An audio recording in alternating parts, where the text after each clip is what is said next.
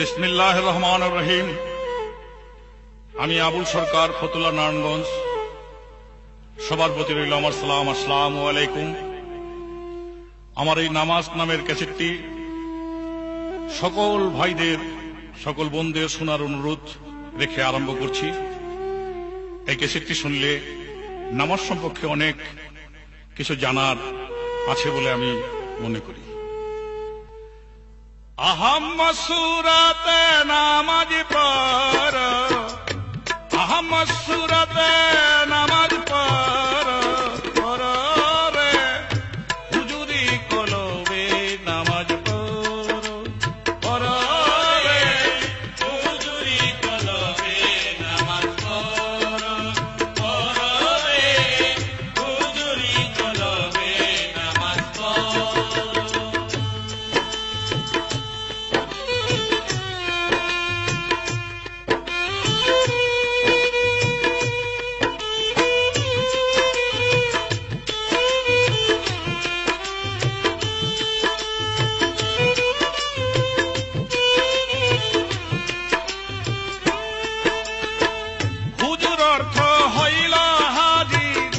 হাজির আল্লাহ হাজির নাজির,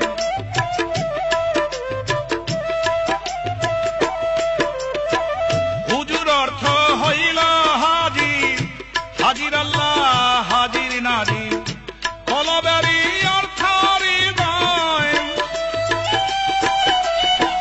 কলবেরই অর্থ হৃদয়, হৃদয়ে ধ্যান করবে হুজুরি কলবে নামাজ পড়, পড় রে হুজুরি কলবে নামাজ পড়।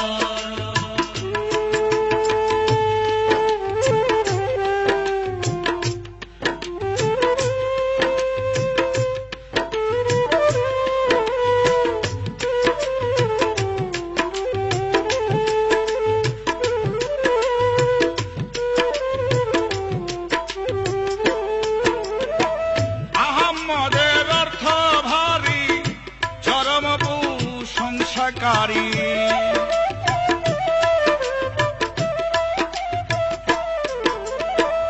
আহাম্মদের অর্থ ভারী, চরম প্রশংসাকারী। নামাজ যেন হয় তোমারি,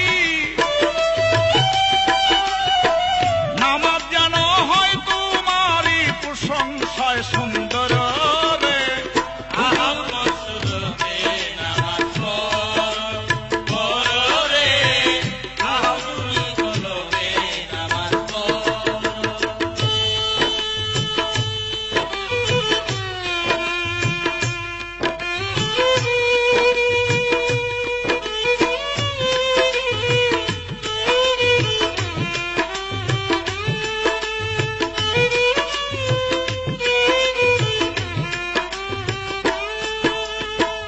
আলিফেতে নামাজ খাড়া, হে হরবে রুকু করা।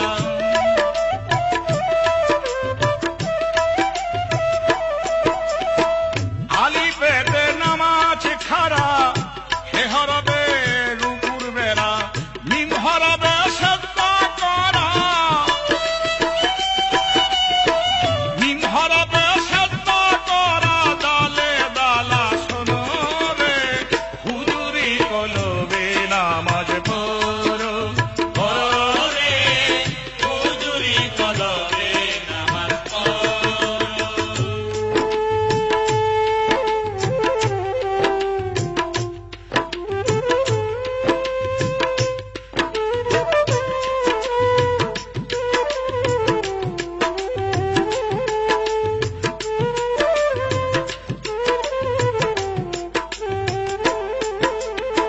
শরীয়তার তরিকতে, হাকিকতার মারফতে।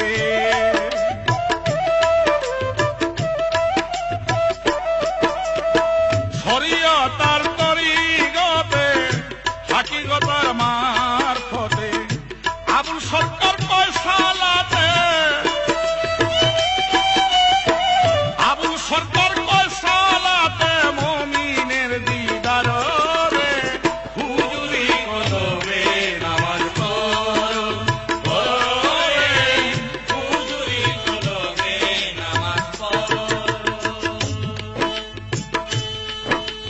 কলবে নামাজ পড়ো। কলব অর্থ অন্তর, হৃদয়। নামাজে যখন দাঁড়াবে তখন তার অন্তর দিয়ে বা হৃদয় দিয়ে সেই নামাজকে যদি প্রতিষ্ঠিত না করে, নামাজ যদি আদায় না হয়, তাহলে তার নামাজ কবুল হয় না। হাদিসের মধ্যে রাসূল করিম সাল্লাল্লাহু আলাইহি ওয়াসাল্লাম ইরশাদ করেছেন, লা সালাতা ইল্লা বিহুজরি কলব, অর্থাৎ হুজরি কলব ব্যতীত নামাজ আল্লাহর দরবারে কবুল হয় না।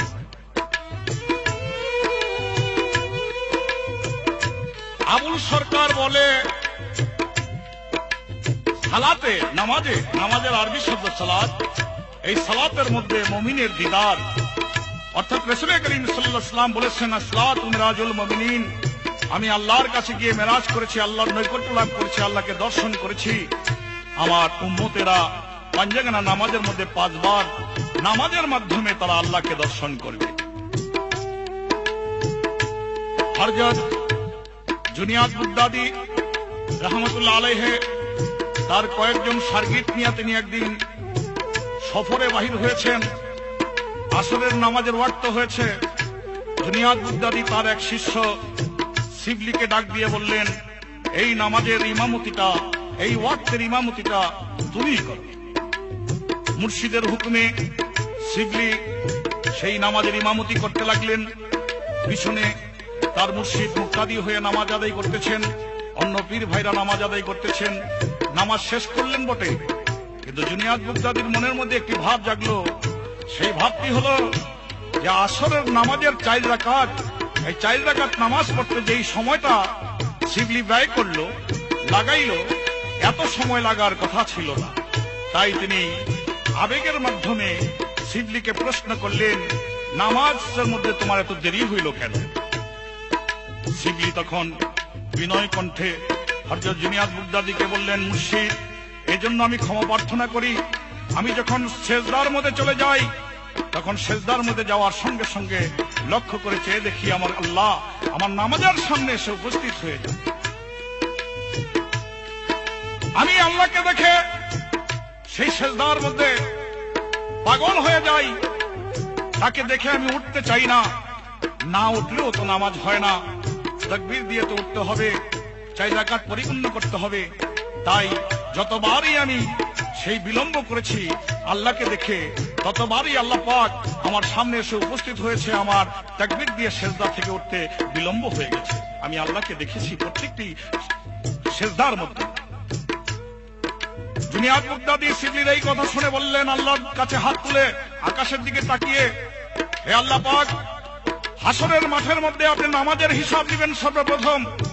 আমি অনেক নামাজ পড়েছি, আমার নামাজ কবুল হয়েছে কিনা তা জানি না, কিন্তু আজকের এই শিবলির পিছনে, আমার শাগির্দের পিছনে যেই 4 রাকাত নামাজ আমি আদায় করলাম, হাসরের মাঠে যদি আমি আমার নামাজ নিয়ে উপস্থিত হতে না পারি, সেদিন আমি আজকের শিবলির পিছনে যে নামাজ পড়লাম, এই 4 রাকাতের নামাজের দোহাই আপনার কাছে দিয়ে বলবো, এর বিনিময়ে আপনি আমাকে মাফ করে দেন।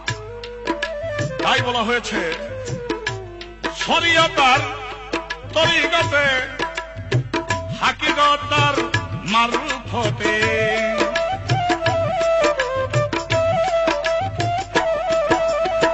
শরিয়তার তরিকতে হাকিকতার মারুফতে, আবুল সরকার সালাতে,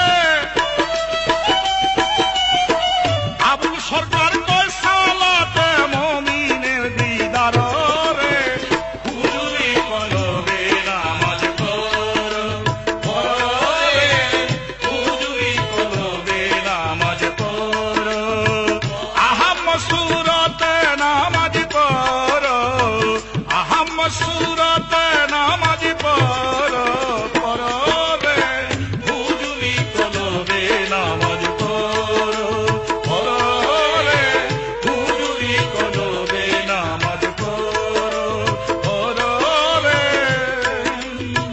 হুজুরি কলমাজ, হুজুরি নামাজ পড়ো।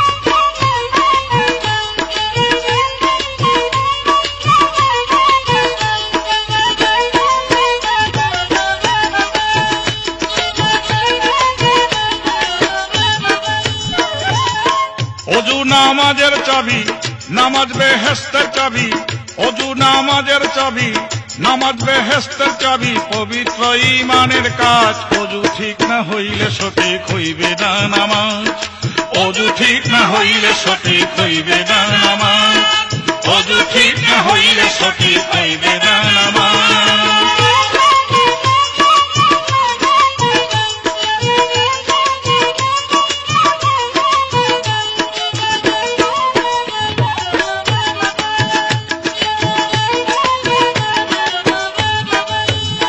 আগে তনার মন ঠিক করিয়া অজুতে পবিত্র হইয়া, তনার মন ঠিক করিয়া অজুতে পবিত্র হইয়া নামাজেতে যাও চলিয়া, হবে নামাজে মেরাজ। নামাজেতে যাও চলিয়া, হবে নামাজে মেরাজ। অজু ঠিক না হইলে সঠিক হইবে না নামাজ। অজু ঠিক না হইলে সঠিক হইবে না নামাজ।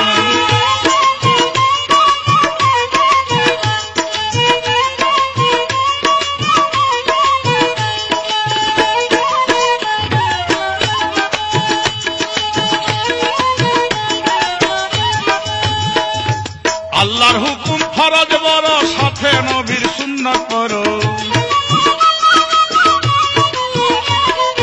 আল্লাহর হুকুম ফরজ বড়, সাথে নবীর সুন্নাত করো। নামাজেতে হবে পার পুলসেরাত হাসরের মাঝ। নামাজেতে হবে পার পুলসেরাত হাসরের মাঝ। অজু ঠিক না হইলে সঠিক হইবে না নামাজ। অজু ঠিক না হইলে সঠিক হইবে না নামাজ।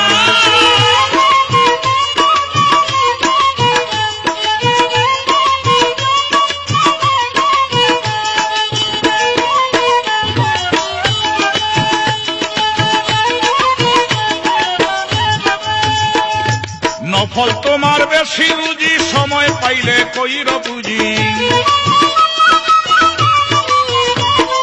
নফল তোমার বেশি রুজি, সময় পাইলে কইর পুঁজি। ঠিক নামাজে আল্লাহ রাজি, আবুলে কয় ছাড়ো নাচ। ঠিক নামাজে আল্লাহ রাজি, আবুলে কয় ছাড়ো নাচ। অজু ঠিক না হইলে সঠিক হইবে না নামাজ। অজু ঠিক না হইলে সঠিক হইবে না নামাজ।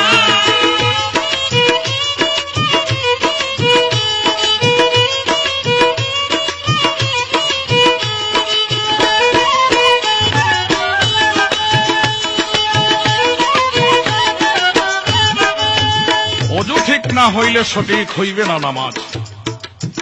আমাদের বাংলাদেশের মধ্যে এই কথা নিয়ে একদল লোকের একটি মতবাদ আছে। তারা বলে থাকে, মন যদি পবিত্র থাকে তাহলে অজু না করলেও চলে। কিন্তু আল্লাহ পাক স্বয়ং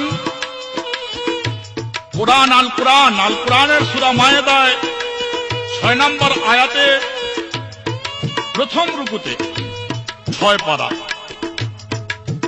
আল্লাহ পাক অজুর কথা বলেছেন। অজুকে ফরজ হিসাবে তিনি ঘোষণা করেছেন। অজুর মধ্যে 4টি ফরজ: মুখমণ্ডল ধৌত করা, হাতের কুনাই পর্যন্ত ধৌত করা, গিরা পর্যন্ত ধৌত করা, হাতে কুনাই পর্যন্ত, মাথা মুসাফা করা, 2 পায়ের গিরা পর্যন্ত ধৌত করা। 4টি ফরজ। এই 4টি ফরজের মধ্যে সুন্নত আছে 8টি। যেমন বিসমিল্লাহ বলে আরম্ভ করা, 2 নম্বরে দোয়া পাঠ করা, 3 নম্বরে মেসাক করা, 4 নম্বরে হাতের কবজি পর্যন্ত ধৌত করা, 3 বার করে নাকে পানি দেওয়া এবং গড়গড়া করা, গলায় কণ্ঠে পানি দিয়ে, মুখে পানি দিয়ে, হাত ও পায়ের আঙ্গুল খেলাল করা, দাড়ি খেলাল করা। এই ফরজের মধ্যে 8টি সুন্নত তার পালন হয়ে যায়। অজুর 4টি ভাগ আছে: ফরজ, সুন্নত, মুস্তাহাব, মাকরুহ। যেমন সুন্নত অজু, মসজিদে প্রবেশের জন্য যে অজু করা হয় তাকে সুন্নত অজু বলা হয়। মৃত্যু ব্যক্তিকে গোসল দেওয়ার জন্য যে অজু করা হয় তাকে সুন্নত অজু বলা হয়। পশু জবাই করার জন্য যে অজু করা হয় তাকে সুন্নত অজু বলা হয়। স্বামী স্ত্রী রাত্রে পবিত্র বিছনার মধ্যে শয়ন করার জন্য যে অজু করা হয় তাকে সুন্নত অজু বলা হয়। আজান দেওয়ার জন্য যে অজু করা হয় তাকে সুন্নত অজু বলা হয়। অন্য ধর্মের লোক যখন কলেমা পড়ে মুসলমান হতে চাবে তখন অজু করে আসতে হবে, তাকে সুন্নত অজু বলা হয়। অজু থাকা সত্ত্বে আরেকটি অজু করা তাকে সুন্নত অজু বলা হয়। অজুর মধ্যে মুস্তাহাব আছে, যেমন ডাইন দিক হতে শুরু করতে হবে, পশ্চিম মুখী হয়ে বসতে হবে, গর্দান মুসাফা করতে হবে, অজুতে অন্যের সাহায্য না লইতে হবে, অন্যের কোন সাহায্য লওয়া চলবে না, মুস্তাহাব। উঁচু স্থানে বসতে হবে, অজুর মধ্যে কোনো কথাবার্তা বলা চলবে না, আরো অনেক। অজুর মাকরু আছে, যথা সত্তর খুলে বসে অজু করা, অজু মাকরু। অজুর মধ্যে কথাবার্তা বলা, অজু মাকরু। জুড়ে মুখে পানি দেওয়া, অজু মাকরু। 3 বারের বেশি ধৌত করা, অজু মাকরু। বেশি পানি খরচ করা, অজু মাকরু, আরো অনেক।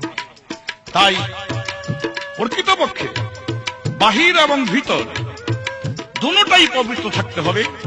যেমন শরীরের মধ্যে ময়লা থাকলে, অপবিত্র ময়লা থাকলে, যেমন মন পবিত্র থাকলেও সেই নামাজের মধ্যে নামাজ মাকরু হয়ে যাবে। আবার মন পবিত্র না থাকলেও, শুধু শরীর পবিত্র থাকলেও সেই নামাজ কবুল হবে না। দুটোটারই দরকার আছে।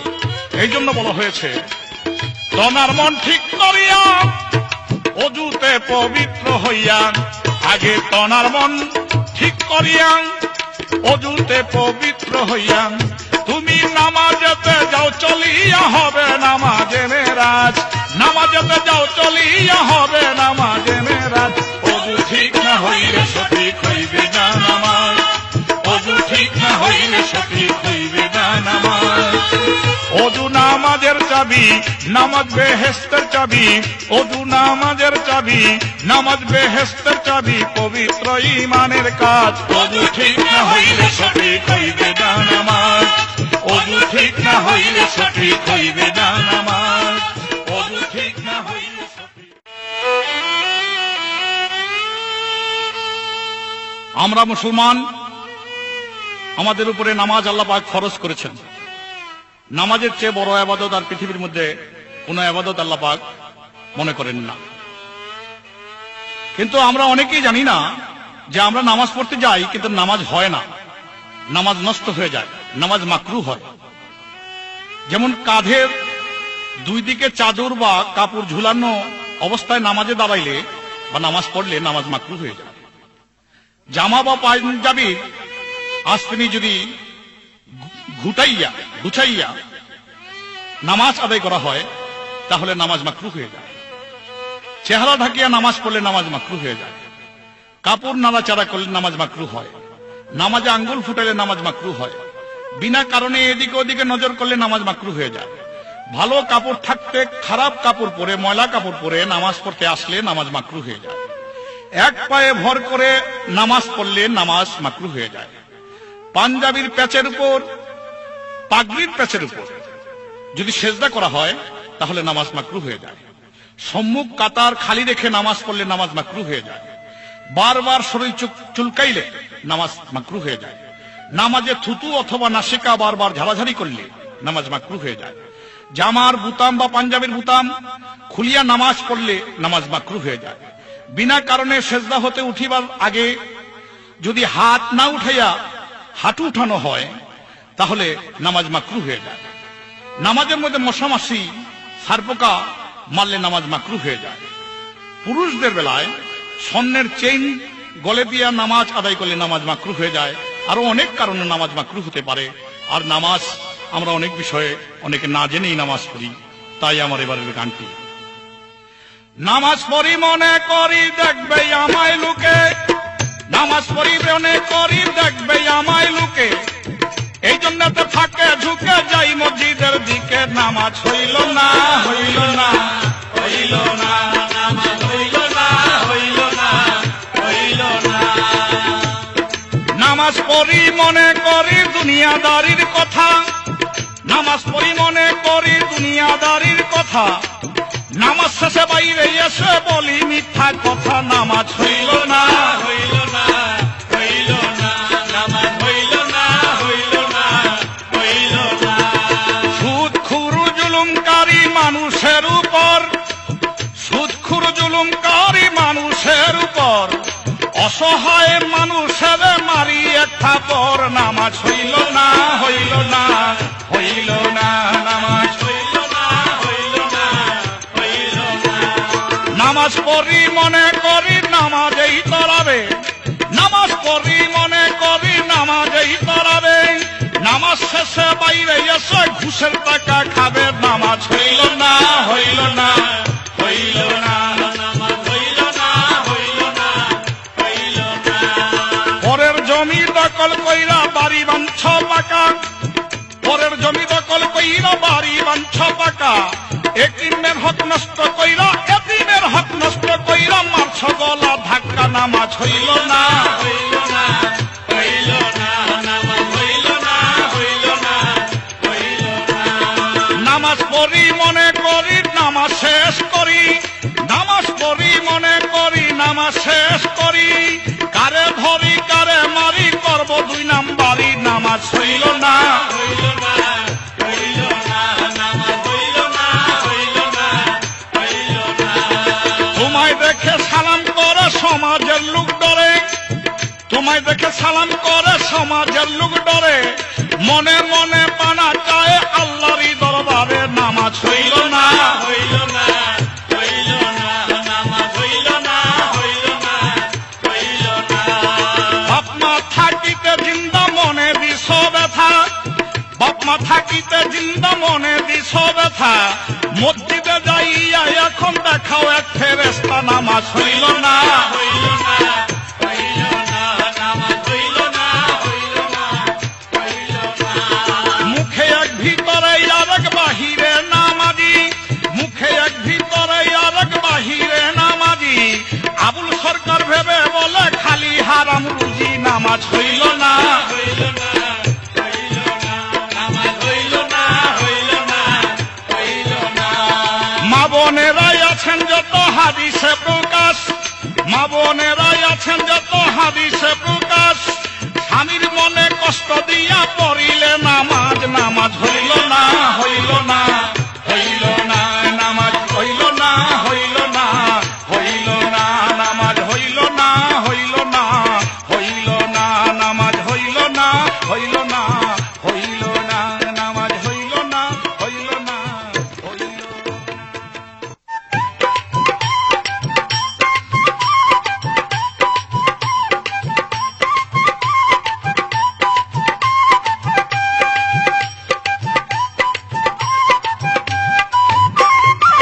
কুদরতি পা এরে বান্দা, কুদরতি পা এরে বান্দা, কুদরতি পা এরে বান্দা, কর রে সেজদা মাওলার।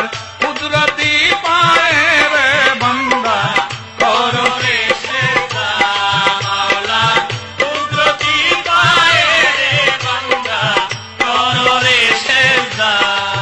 নামাজে দাঁড়াবে যখন সামনে রাখবি ধাতারে বান্দা, সামনে রাখবি ধাতা। নামাজে দাঁড়াবে যখন সামনে রাখবি ধাতারে বান্দা, সামনে রাখবি ধাতা। এ তোমার সামনে, তুমিও তার সামনে, সে তোমার সামনে, তুমিও তার সামনে, প্রাণে প্রাণে কও কথা রে বান্দা। কর রে সেজদা মাওলার, কুদরতি পায়ে রে বান্দা, কর রে সেজদা মাওলার, কুদরতি পায়ে রে বান্দা, কর রে সেজদা। দোয়া নিয়তে তাকবীরাতে এক মনে এক খুদার বান্দা, এক মনে এক খুদা। দোয়া নিয়তে তাকবীরাতে এক মনে এক খুদার বান্দা, এক মনে এক খুদা। তাসমিয়া বিসমিল্লাহ আলহামদুলিল্লাহ, তাসমিয়া বিসমিল্লাহ আলহামদুলিল্লাহ, নামাজে জানা কৃতজ্ঞতা রে বান্দা, করো রে সেজদা মাওলার কুদরতি পায়ে রে বান্দা, করো রে সেজদা মাওলার কুদরতি পায়ে রে বান্দা, করো রে সেজদা। রুকুরো ঘরে তাজবি পরে নুয়াইলা কই মাথারে বান্দা, নুয়াইলা কই মাথা। রুকুরো ঘরে তাজবি পরে নুয়াইলা কই মাথারে বান্দা, নুয়াইলা কই মাথা। জ্ঞানারি নয়নে বর্জক ধিয়ানে, জ্ঞানের নয়নে বর্জক ধিয়ানে, সামনে দেখো প্রেম দাতারে বান্দা, করো রে সেজদা মাওলার কুদরতি পায়ে রে বান্দা, করো রে সেজদা মাওলার কুদরতি পায়ে রে বান্দা, করো রে সেজদা। নামাজ আরতি, নামাজ প্রীতি, নামাজ মুসা হেদারে বান্দা, নামাজ মুসা হেদা। নামাজ আরতি, নামাজ প্রীতি, নামাজ মুসা হেদারে বান্দা, নামাজ মুসা হেদা।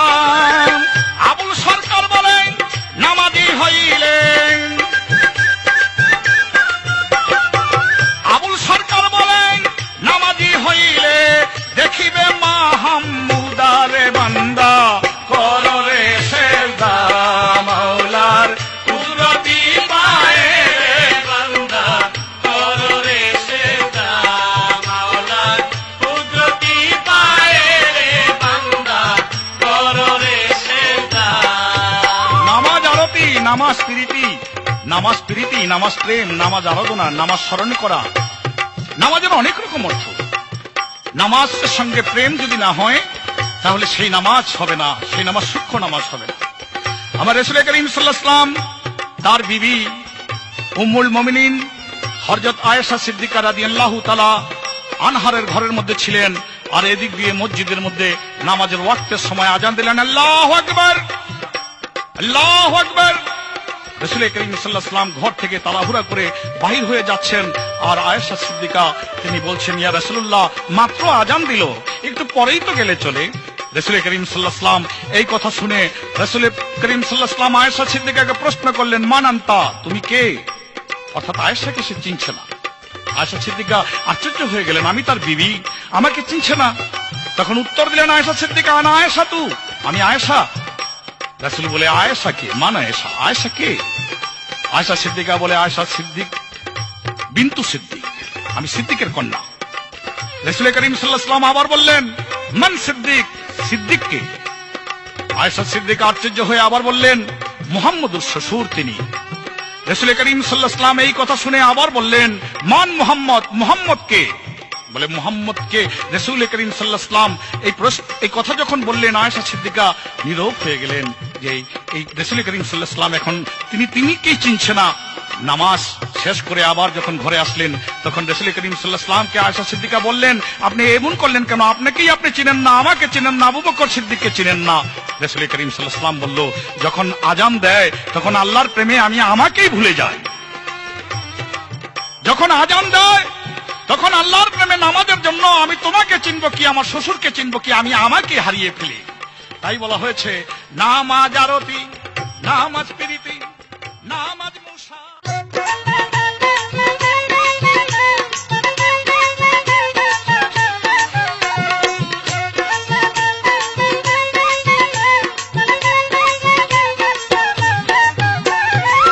নামাজ আদায় করলি না রে, মরণের ভয় করলি না। নামাজ আদায় করলি না রে, মরণের ভয় করলি না। নামাজ যে তোর হইল না রে, নামাজ কায়েম করলি না। নামাজ যে তোর হইল না রে,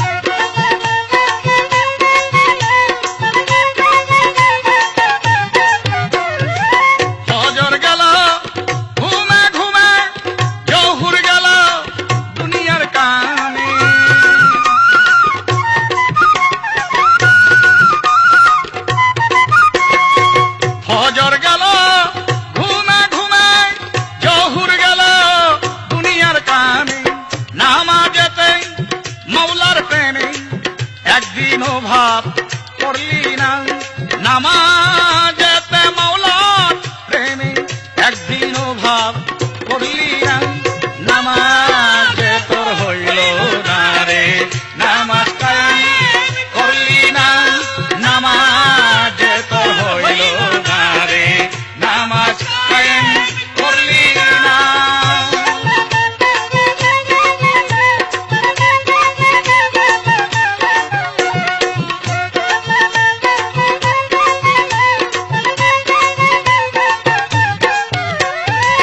আজ পরিকাল পরি বলে আছর গেল অবহেলে,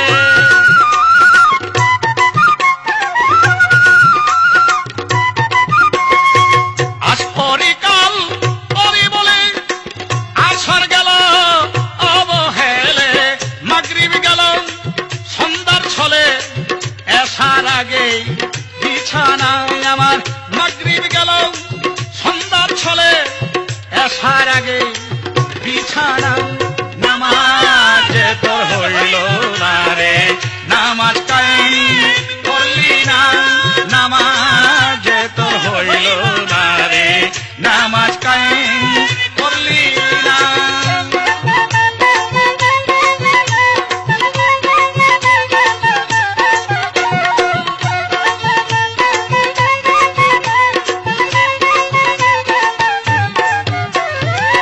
নামাজ তর্ক করার সম্বল, নামাজ করা খেরার সম্বল,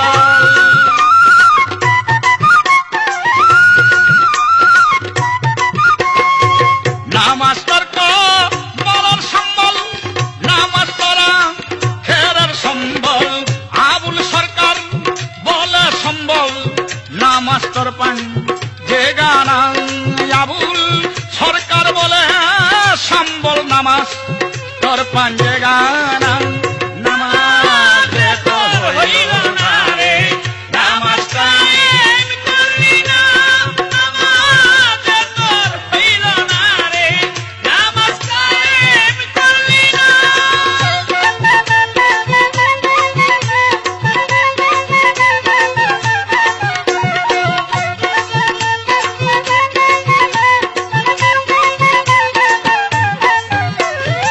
নামাজ তোর কবরের সম্বল,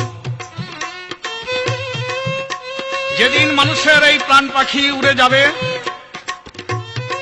শুধু খাঁচা পরে রবে, সেই মানুষকে কাফনের কাপড় পরাইয়া জানাজা দিয়া গোরস্থানের মধ্যে নিয়ে যাবে, একটি মাটির কবরের মধ্যে তাকে রাখা হবে। জিন্দা লোকেরা সেই কবরবাসীকে কবরে রেখে তারা চলে আসবে চিরদিনের জন্য, সেই কবরবাসী কবরের মধ্যে রইল। জিন্দা লোক 40 কদম পর্যন্ত যাওয়ার যে সময়টুকু, এই সময়টুকুর পরেই কবরের মধ্যে দুইজন ফেরেশতা কবরবাসীর হিসাব নিবার জন্য আসে, মুনকির এবং নকির। তাই কবরবাসীর হিসাব নিবার জন্য মুনকির এবং নকির কবরের মধ্যে যখন প্রবেশ করবে, তখন কবরের মধ্যে প্রবেশ করেই দেখতে পাবে সেই মুদ্দারের সেই লাশের চতুর্ধারে 5টি নুরানি জ্যোতি, নূরের সুরত, 5 ব্যক্তি সেই লাশকে পাহারা দিয়ে আছে। মুনকির নকির চমকে তখন প্রশ্ন করবে, তোমরা কারা? চলে যাও, মুদ্দারের হিসাব নিব। সেই পাঞ্জেগানা নামাজ সেদিন মুনকির নকিরের প্রশ্নের জবাবে বলবে, আস্তে কথা বলো, নামাজের প্রেমিক নামাজি এখন আরামে ঘুমিয়েছে, তাকে কষ্ট দিও না, তোমাদের যে প্রশ্ন সেই প্রশ্ন আমাদের কাছে বলো, আমরা তোমাদের প্রশ্নের জবাব দিয়ে দিব। সেই কথা শুনে মুনকির নকির সেই কবরবাসীর থেকে তারা দূরে সরে যাবে। তাই বলা হয়েছে, নামাজ তর্ক করার সম্বল, নামাজ তারা খেরার সম্বল।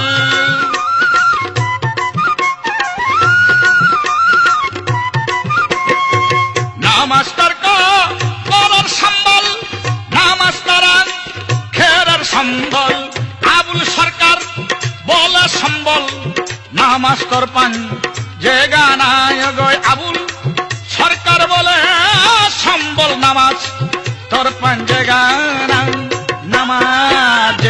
হইল না রে, নামাজ কায়েম করলি না, নামাজ তোর হইল না রে, নামাজ কায়েম করলি না, নামাজ আদায় করলি না রে, মরণের ভয় করলি না, নামাজ আদায় করলি না রে, মরণ নির্ভয় করলি না, নামাজ যে তোর হইল না রে, নামাজ কায়েম করলি না, নামাজ যে তোর হইল না রে, নামাজ কায়েম করলি না।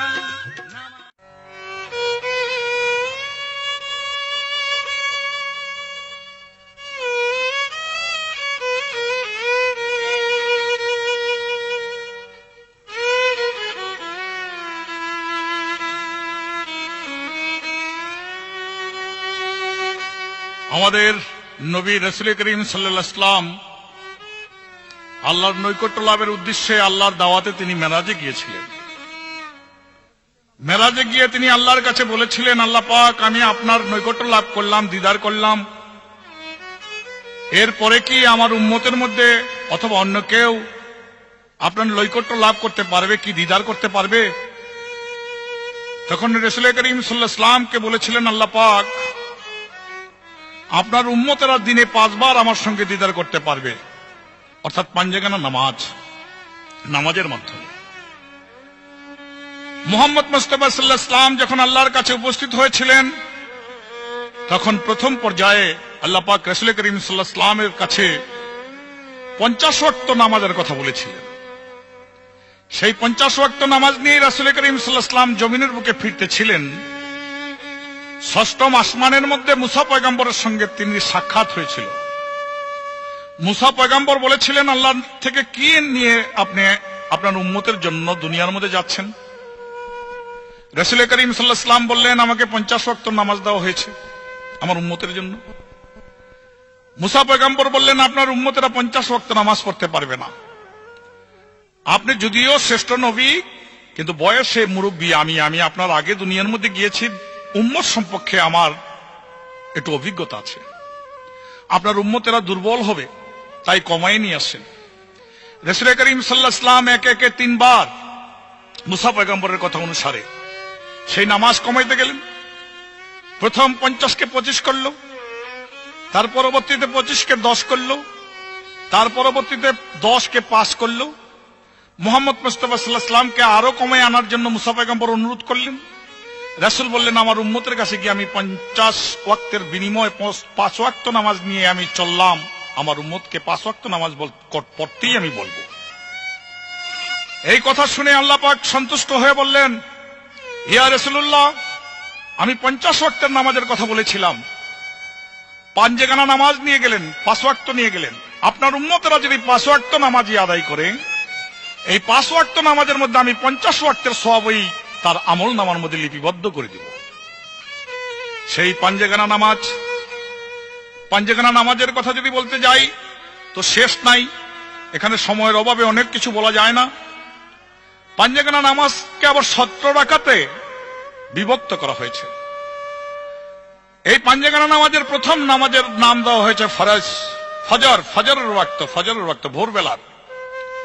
এই ফজরের 2 রাকাত ফরজ নামাজ মুহাম্মদ মুস্তাফা সাল্লাল্লাহু আলাইহি ওয়াসাল্লামের উপরে মেরাজের মধ্যে থেকে এনেছিলেন বলে আল্লাহর হুকুম বলে তা ফরজের মধ্যে গণ্য হয়েছিল। কিন্তু সর্বপ্রথম এই নামাজ আদায় করেছিলেন আদম শফিউল্লাহ। যখন বেহেশত থেকে তাকে বিতাড়িত করা হয়েছিল, জমিনের বুকে তিনি এসেছিলেন, তখন দুনিয়াটা ছিল অন্ধকার। 350 বছর পর্যন্ত কাঁদতেছিলেন। 350 বছর পর আদম শফিউল্লাহ দেখতে পাইলেন দুনিয়ার অন্ধকার ছিল, কিন্তু আস্তে আস্তে মুক্ত হতে শুরু করেছে। দেখতে দেখতে কিছুক্ষণ পর তাহা ভোর হয়ে গেল। তাই দুনিয়া অন্ধকার থেকে মুক্ত হওয়ার কারণ এবং ভোর হওয়ার কারণে 2 রাকাত ফজরের ওয়াক্তের শুকরিয়া স্বরূপ তিনি নামাজ আদায় করেছিলেন, যা আল্লাহর হুকুমে মুহাম্মদ মুস্তাফা সাল্লাল্লাহু আলাইহি ওয়াসাল্লামের উম্মতের উপরে এসেছে ফরজ হিসাবে। ইব্রাহিম নবী তিনি 4 রাকাত জোহরের নামাজ পড়েছিলেন। কারণ ছিল আল্লাহ পাক তাকে কুরবানি করতে বলেছিলেন, তার পুত্রকে ইসমাইল কুরবানির প্রতি রাজি হয়েছিলেন, এই জন্য 1 রাকাত। ইসমাইলের মা হাজেরা তার মন হতে, তার অন্তর হতে পুত্রের মায়া সন্তানের মায়া দূর হওয়ার কারণে 1 রাকাত, আল্লাহ ইব্রাহিমের কাজে রাজি হয়ে গেছিলেন, সন্তুষ্ট হয়ে গেছিলেন, এই জন্য 1 রাকাত। পুত্রের বদলে, সন্তানের বদলে আল্লাহ পাক বেহেশত থেকে একটি দুম্বা এনে দিয়েছিলেন জবাই করে, এই জন্য 1 রাকাত। মোট 4 রাকাত জোহরের নামাজ ইব্রাহিম পয়গম্বর পড়েছিলেন, সেটা ছিল শুকরিয়া। আর মুহাম্মদ মুস্তাফা সাল্লাল্লাহু আলাইহি ওয়াসাল্লামের উম্মতের উপরে সেটা ফরজের মধ্যে গণ্য করা হয়েছে। ইউনূস পয়গম্বর 4 রাকাত আসরের নামাজ পড়েছিলেন, তাকে মাছে খেয়েছিল, মাছের পেটে ছিলেন তিনি 40 দিন পর্যন্ত। 1 নম্বরে পানির ভিতরে ছিল অন্ধকার, সেই অন্ধকার হতে 40 দিন পর তিনি মুক্তি পেয়েছিলেন। 2 নম্বরে মাছের পেট ছিল অন্ধকার, গর্ভ, মাছের গর্ভের মধ্যে তিনি ছিলেন, চতুর্ধারে বেষ্টনীয়, সেই গর্ভ হতে মুক্তি পাওয়ার কারণে 1 রাকাত। আল্লাহর অসন্তুষ্টর পর ইউনূস পয়গম্বরকে আল্লাহ পাক ক্ষমা করে দিয়েছেন, এই জন্য 1 রাকাত। ইউনূস পয়গম্বর যখন ভূমিষ্ঠ হইলেন মাছ থেকে, তখন তার চামড়াগুলো খুব নরম হয়ে গেছিলেন তুলার মতো। আল্লাহর রহমতে সেই চামড়াগুলো আবার পূর্বের ন্যায় হয়ে যাওয়ার পরিপ্রেক্ষিতে 1 রাকাত, এই মোট 4 রাকাত নামাজ ইউনূস পয়গম্বর আদায় করেছিলেন আসর। আমাদের বেলা সেটা ফরজের মধ্যে গণ্য হয়ে গেল। ঈসা পয়গম্বরকে আল্লাহ পাক বিশেষ কারণে 3টি প্রশ্ন করেছিলেন। একটি প্রশ্নের জবাবে ঈসা পয়গম্বর বলেছিলেন, আমি খোদা নই। দ্বিতীয় প্রশ্নের জবাবে বলেছিলেন, সেই ঈসা পয়গম্বর বলেছিলেন, আমার মাও খোদা নয়। 3 নম্বর প্রশ্নের জবাবে বলেছিলেন, সেই জবাবটি ছিল যে আল্লাহকে, তাতে ঈসা পয়গম্বর বলেছিল লা ইলাহা ইল্লাল্লাহ, অর্থাৎ আপনিই আল্লাহ। এই জন্য 3 রাকাত নামাজ, মাগরিবের নামাজ শুকরিয়া স্বরূপ আদায় করেছিলেন। আমাদের কাছে সেটা ফরজ হিসাবে এসেছে, রাসূল মেরাজ থেকে এনেছেন বলে।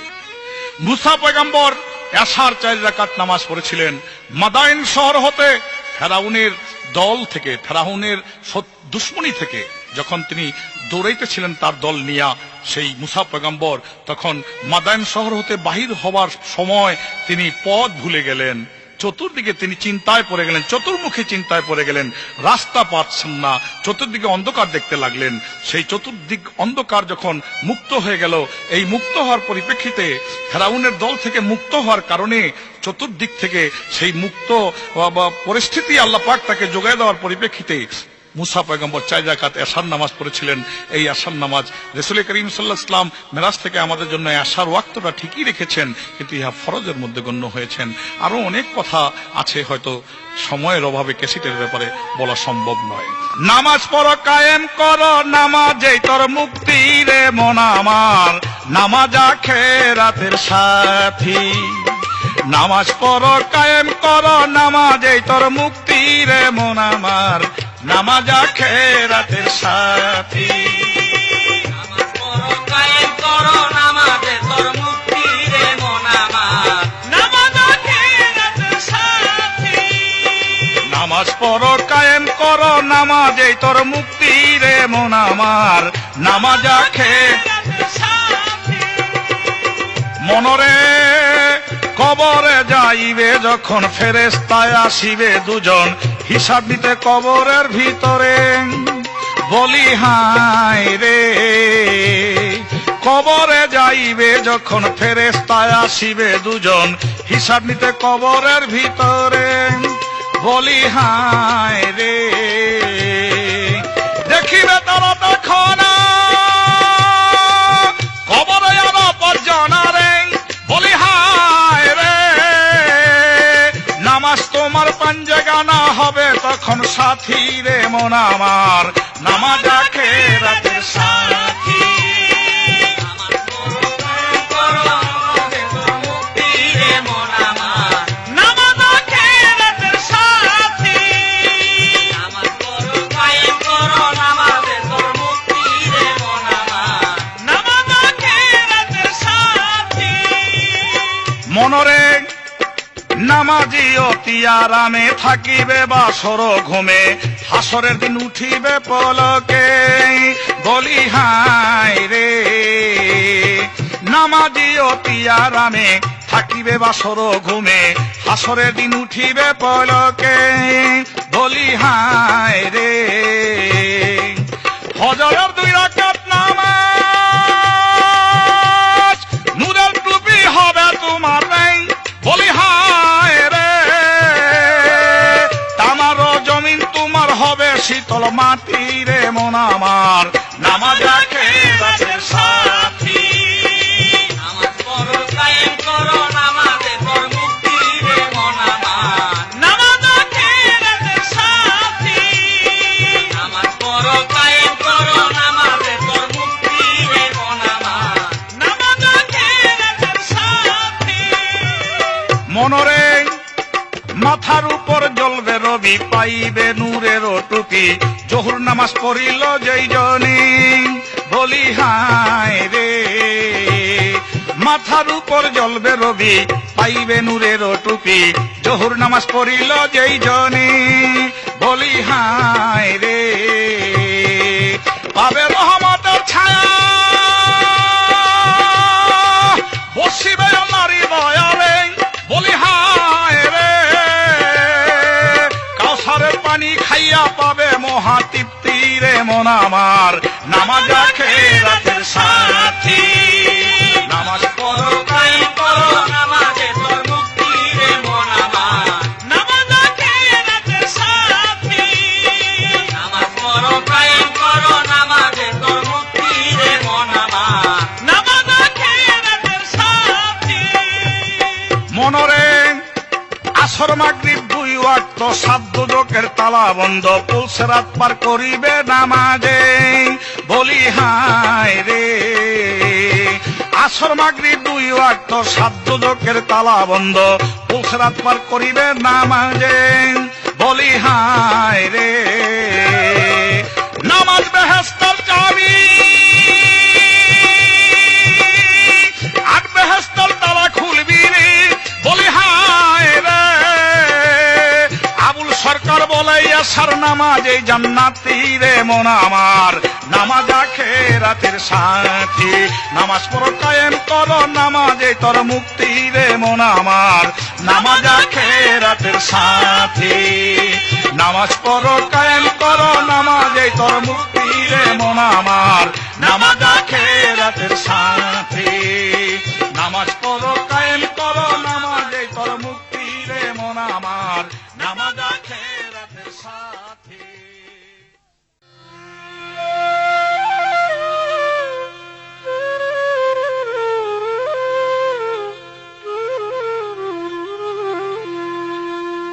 ধর্ম মতে কর্ম সাধন হইল নাই, পরবাসে ষোলো আনাই মিছে রে তোর, ষোলো আনাই মিছে। ধর্ম মতে কর্ম সাধন হইল নাই, পরবাসে ষোলো আনাই মিছে রে তোর, ষোলো আনাই মিছে।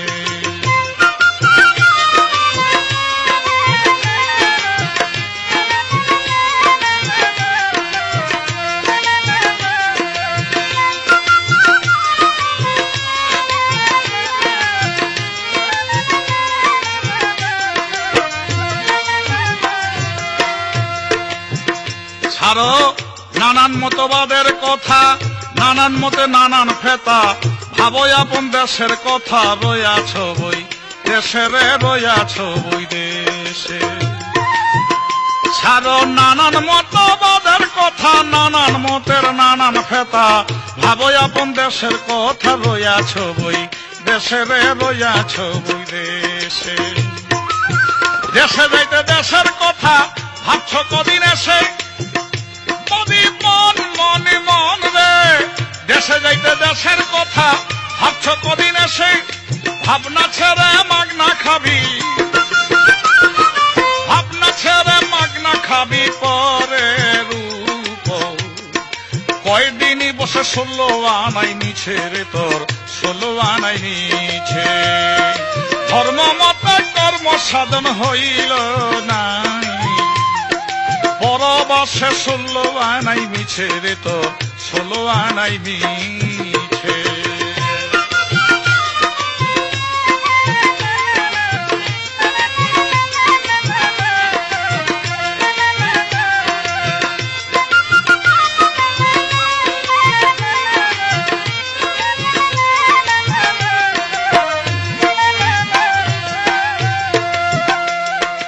আইনে আছে অষ্ট সরা, হারাম হালাল মাকরু মুবা ফরজ সুন্নাত না ফল ওয়াজিব দুনিয়ার বাণিজ্যে রে দুনিয়ার বাণিজ্যে আইনে আছে অস্তসর হারাম হালাল মাকরু মুবা ফরজ সুন্নাত না ফল ওয়াজিব দুনিয়ার বাণিজ্যে রে দুনিয়ার বাণিজ্যে মানুষ কুলে জন্ম নিয়ে যে অধর্ম করেছে মন রে মানুষ কুলে জন্ম নিয়ে যে অধর্ম করেছে তারাই হবে পশুর সমান তারাই হবে পশুর সমান কঠিন হা সরের মাঝে ষোলো বানাই মিছে রে তোর ষোলো বানাই মিছে ধর্ম মত কর্ম সাধন হইল নাই পরবাসে ষোলো বানাই মিছে রে তোর ষোলো বানাই মিছে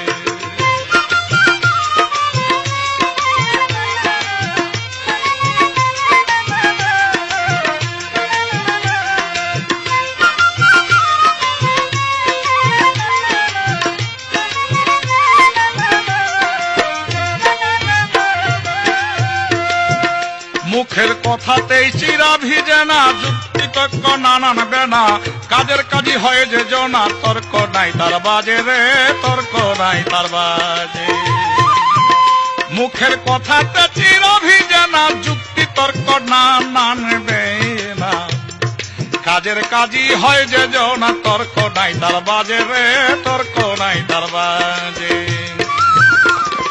খালি কলর বেশি নরে প্রবাদ বাক্যায় আছে বাদি মন মন রে খালি কলর বেশি নরে প্রবাদ বাক্যায় আছে আবুল সরকার বলে এবার আবুল সরকার বলে এবার গেলে আর হবে না পাছে ষোলো আনাই মিছে রে তোর ষোলো আনাই মিছে ধর্ম মত কর্ম সাধন হইল না পরবাসে ষোলো বানাই মিছে রে তোর ষোলো বানাই মিছে ধর্ম মত কর্ম সাধন হইল না পরবাসে ষোলো বানাই মিছে রে তোর ষোলো বানাই মিছে ষোলো বানাই মিছে রে তোর ষোলো বানাই মিছে ষোলো বানাই মিছে রে তোর ষোলো বানাই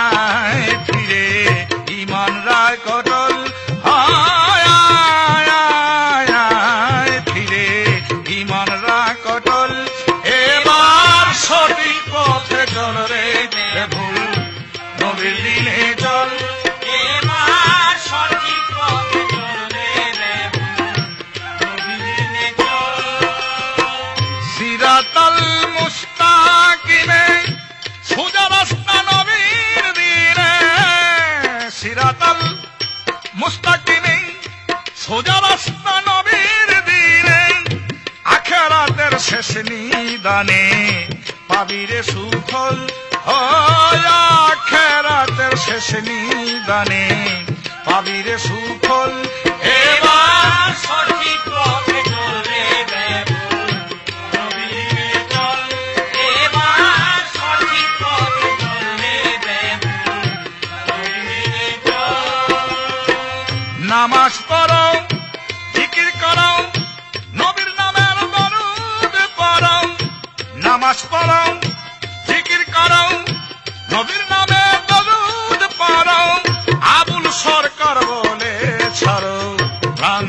কৌশল হয় আবুল সরকার বলে ছাড়ো ভ্রান্ত কৌশল এবার সঠিক পথে চললে নবীর দিনে চল এবার সঠিক পথে চললে নবীর দিনে চল বোকার মতো ধোকায় পড়ে থাকবি কদিন দূরে দূরে বোকার মতো ধোকায় পড়ে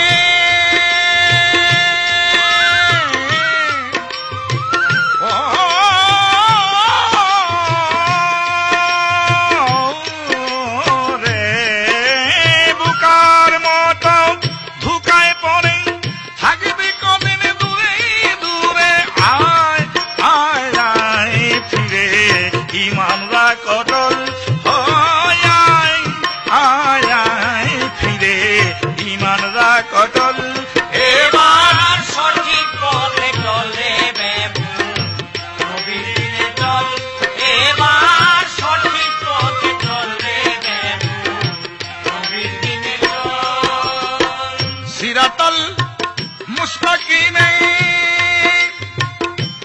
সোজা পথ নবীর দিনে দিনে দিনে সিরাতাল মুস্তাকিমে সোজা রাস্তা নবীর দিনে আখেরাতের শেষ নিদানে পাবিরে সুফল হয় আখেরাতের শেষ নিদানে পাবিরে সুফল এবার সঠিক পথে চলবে নবীর দিনে চল এবার সঠিক পথে চললে নবীর দিনে চল এবার সঠিক পথে চললে নবীর দিনে চল যে পথে মিলিবে রে তো আখেরে মঙ্গল যে পথে মিলিবে রে তোর আখেরে মঙ্গল